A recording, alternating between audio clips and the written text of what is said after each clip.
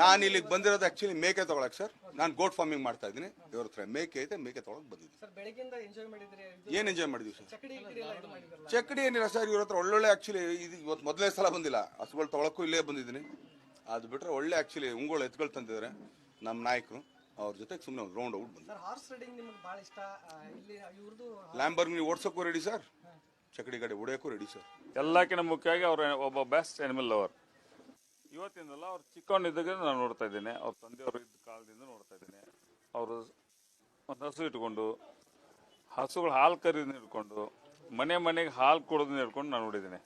ಯಾಕಂದ್ರೆ ಆ ಟೈಮಲ್ಲಿ ಕೂಡ ನಾ ಪರ್ಚೇಸ್ ಮಾಡಕ್ಕೆ ಮೈಸೂರಲ್ಲಿ ಹಸು ಪರ್ಚೇಸ್ ಮಾಡಕ್ಕೆ ನಾವು ಹೋಗ್ತಿದ್ದೆ.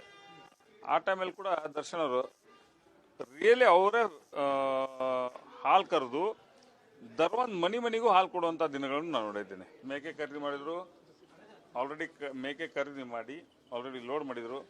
ಯಾಕಂದ್ರೆ ಜಮುನಾಪುರಿ ಮೇಕೆ ನಾವು ಉಳಿದವ್ರಿಗೆಲ್ಲ 600 ರೂಪಾಯಿ ಕೊಡುತ್ತೆ, 500-600 ರೂಪಾಯಿ ಕೊಡುತ್ತೆ ಪರ್ kg. ಅವ್ರಿಗೆ ಅಂತೇಳಿ 400 ರೂಪಾಯಿ ಕೊಟ್ಟಿದ್ದೇನೆ ಅಷ್ಟೇ.